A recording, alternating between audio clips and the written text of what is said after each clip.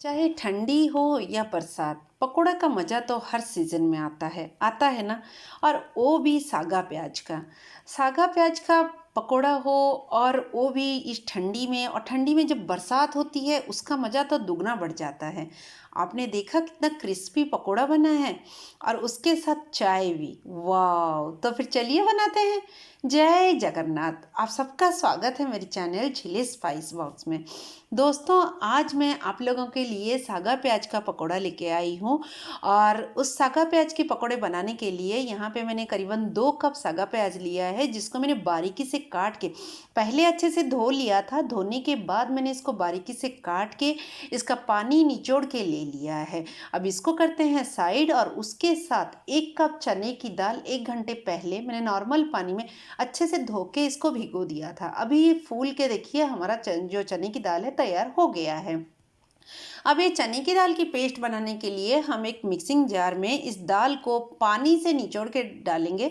हमें इसको बिना पानी का ही पीसना है, उसीलिए इसको ऐसे पानी से छान छान के हम डाल देंगे। उसके साथ कुछ कलियां लहसुन, अगर बड़ी कलियां हैं तो 3 से 4 डालिए। मेरे पास छोटे थे तो मैंने 8 से 9 कलियां डाला है। उसके साथ आधा छोटा चम्मच जीरा, आधा छोटे चम्मच हल्दी, और मैंने यहाँ पे 3 हरी मिर्च लिया है। आप चाहें तो अपने हिसाब से मिर्ची की क्वांटिटी कम ज़्यादा कर सकते हैं।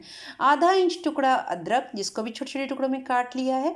अब इसको हम बंद करके इसका एक पेस्ट बना लेंगे, लेकिन पेस्ट दरदरा रहे तो बहुत ही अच्छा है, क्योंकि पानी तो हमें डालना नहीं है, तो पेस्ट हमारा दरदरा ही रहेगा।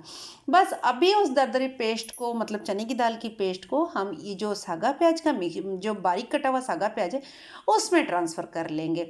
और उसके साथ हम नमक डाल देंगे। नमक आप थोड़ा सावधानी से डालिए, क्योंकि जो पत्तेदार सब्जी होती है वो जब तेल में या कढ़ाई में जाता है तो श्रिंक कर जाती है। तो इसीलिए मैंने यहाँ पे 1 छोटे चम्मच से भी कम नमक यूज किया है।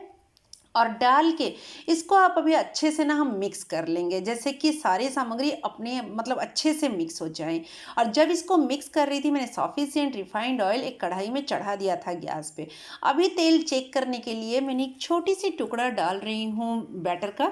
जब ये देखिए दोस्तों, ये नीचे चिपक गया है, उठ नहीं रहा है, लेकिन जब इसको हम हल्का सा कड़छी से हिलाएंगे ना, वो अपने आप उठ जाएगा। इसका मतलब है तेल हमारा परफेक्ट गर्म है, क्योंकि हम इस पकोड़े के लिए ज़्यादा गर्म तेल नहीं ले सकते।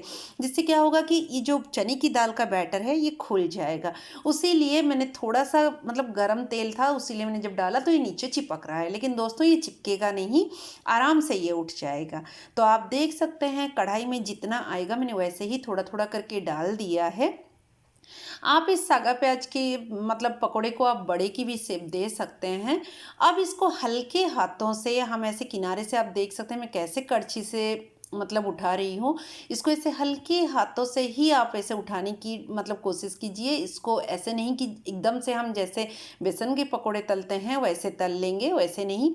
और ये जो पकोड़ा है ना दोस्तों, ये टोटल 7 से 8 मिनट का टाइम लेता है। बस इन पकोड़ों को हम ऐसे पलट देंगे, ये देखिए, बस ऐसे पलट देंगे। और पलटने के बाद अब इसको क्या करना है, मतलब अभी हमें 7-8 मिनट के लिए तलना है, और हर 2 मिनट के इंटरवल पे हम ऐसे बीच बीच में ऐसे कड़छी चलाते रहेंगे। और फ्लेम हमें हाई नहीं करना है, medium medium to low flame पे ही हमें इसको तलना है। तो 4-5 मिनट बाद देखिए ये हल्का सा अपना कलर चेंज कर चुका है। तो इसको हमें और थोड़ा सा फ्राई करना है, और ऐसे चलाते रहने से क्या होता है, ये यूनिफॉर्मली चारों ओर से क्रिस्पी बनती है।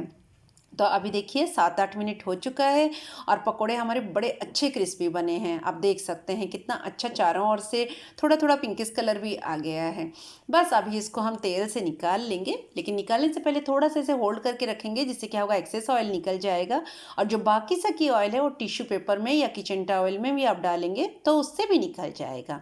तो इसी तरह हम जो सारे पकोड़े हैं इनको हम निकाल लेंगे। बहुत से लोग दोस्तों इस पकोड़े को भी मतलब सरसों के तेल में भी डीप फ्राई करते हैं, लेकिन मैं बताने से पहले इसमें पहले डाल देती हूँ पकोड़े। जो तेल खाली हो गया तो उसमें डाल देंगे। अगर तेल ज़्यादा गर्म हो जाए तो इस जगह पे आप फ्लेम को थोड़ा सा लो कर दीजिए, फिर से आप मीडियम फ्लेम पे ले आइए। तो दोस्तों उसी प्रोसेस में ही हमें इन पकौड़ों को डीप फ्राई करना है, वही 7-8 मिनट तक डीप फ्राई करना है। तो आप देख सकते हैं पकोड़े हमारे अच्छे से हो गए हैं। मैंने दूसरी तरफ चाय चढ़ा दिया है। लेकिन दोस्तों आप लोगों को सरसों की तेल की बात कर रही थी, तो सरसों की तेल जो है जब भी आप सरसों के तेल में डीप फ्राई करें तो उसको अच्छे से गर्म होने दें। उसमें जो बबल्स होती है वो पूरा ख़त्म हो जाने दें और उसके बाद आप ये पकौड़ों को डीप फ्राई कीजिए। सरसों के तेल का भी मज़ा बहुत अलग आता है, उसमें भी पकौड़े ना बहुत क्रिस्पी बनता है और वो जो क्रिस्पीनेस ना काफ़ी टाइम तक रहता है।